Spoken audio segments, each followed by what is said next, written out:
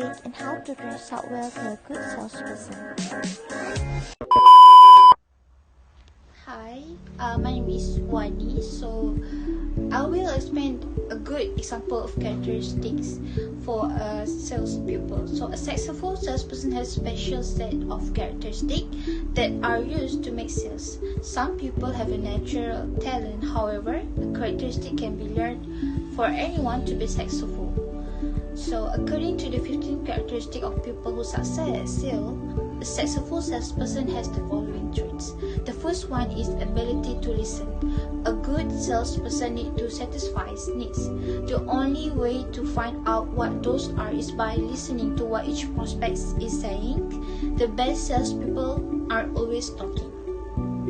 And next example for a good characteristic is empathy. A good salesperson knows how to feel what their customer feels. By getting inside a prospect's skin, they know just how to sell a product or service. Empathy is a great way to anticipate what the customer wants. Next is patience. When a sales representative loves their company, it shows in their pitch. That's why the most successful salespeople are the best cheerleaders for their small businesses at the same time. Next is competitiveness. Salespeople who success enjoy measuring their skills against their peers. In a word, they are competitive. They don't just want to get better at what they do, they want to be better than everyone else. And the last one is networking ability. A good salespeople love to network. They get involved in their community and have many different business relationships. Networking is not so much part of the job to them, but the way they like to spend their time. One eternity later. Hi, my name is Nurul Azin binti Rasli. I will continue with an excellent example of characteristic of salesperson. The salesperson must be someone with multitasking skills. An outstanding salesperson know how to juggle this. They are trying to close with promising leads.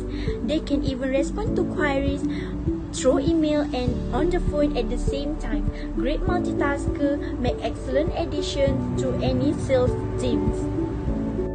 Next, honesty. The folks that are best at selling stuff are also honest. They know that shady deals lead to burned bridges that can multiply and cost more than one client. Adaptability is also a good character for a salesperson. An outstanding sales representative can go with the flow. Adapting to the client schedules and preferences can make all the difference.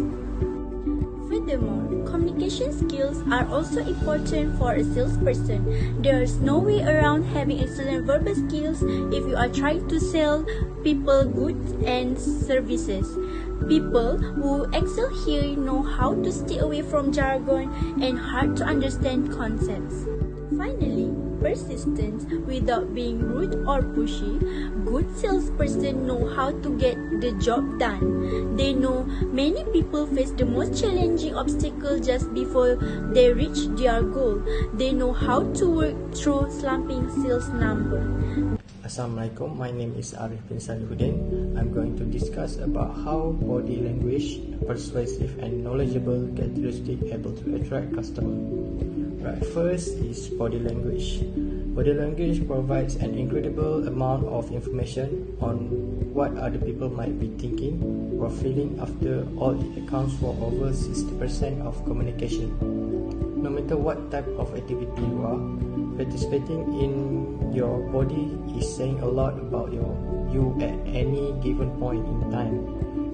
Cues arrive from seemingly minor things like how quickly your movements are, where your legs are pointed, and even the micro facial expression you make. Body language can heavily influence how customers feel about interacting with you. It plays an important role in your customer service career and affects whether your customer have a positive or negative impression of you after an interaction.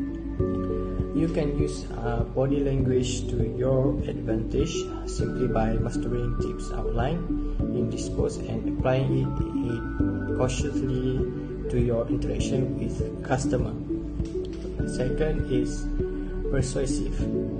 When we talk about the power of persuasion, some people feel it's something bad, especially because of the unfavorable nature of the expression, and manipulation and malice may even come to mind, where rest assured, persuasion can be used positively.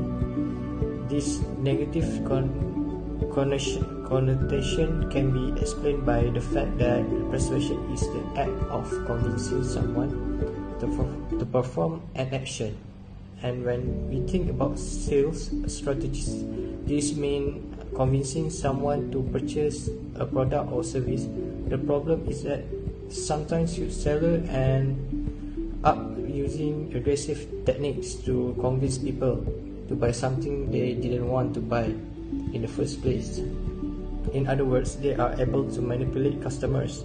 But if you know how to use your power to influence people to actually show them they have problems that can be solved with the product or service you offer, you will improve the customer experience and you will also consequently increase your sales. Selling, which is the salesperson dress up. Mistake in the attire and personal appearance. When you work in sales, can easily make prospect uneasy and decrease their trust in you, even if the effect is subtle or subconscious. There are a few tips that can be used to make sure your appearance sends the right message to the customer. The first tip on how your dress up can influence your customer is to dress like your customer. People trust and want to associate with people who are like themselves. With that in mind, match your attire to that of the customer. If you are meeting with a casual customer in a laid-back setting, dial down your wardrobe. If you are headed to the corner office, find more formal end of the spectrum clothing that can suit with the environment. And it goes without saying that your clothing, even in the most casual of situations, should never be suggestive. Second tip is think locally. In line with the first rule, keep your dress in tune with the part of the country you are, as the unwritten standard of dress tend to change from place to place. Because of that, you have to prepare and you have to think locally on how they dress up and what is appropriate for you to wear before you meet your customer. The third tip is stay neat. Whether you are at the casual or formal end of the spectrum, staying neat at all times is a must. Always do a quick mirror check in the restroom before a meeting to make sure you look presentable. It does make a difference to prospect, because from their first sight, from that they will have their first impression about us. The first impression of the customer is important for the salesperson, because from that point it will help the salesperson to gain or to build trust between he and the customer that he meet. The fourth tip is to beware of offensive odor. You should think a rule as basic as this will go without saying, but there are always many people who violate it, whether it with alcohol, heavy colognes and perfume, or plain old bad breath and body odor.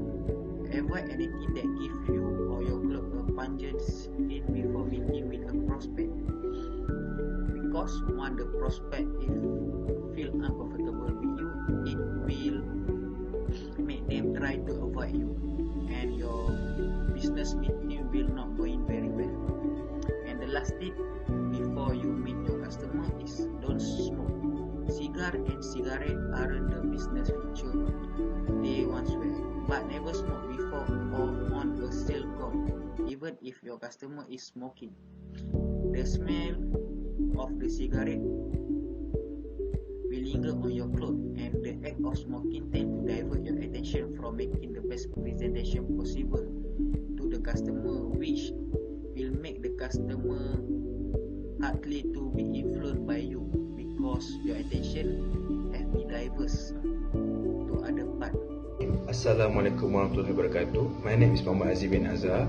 Today I will I will tell about an issue in a personal selling. But first, we must know about what is a personal selling is.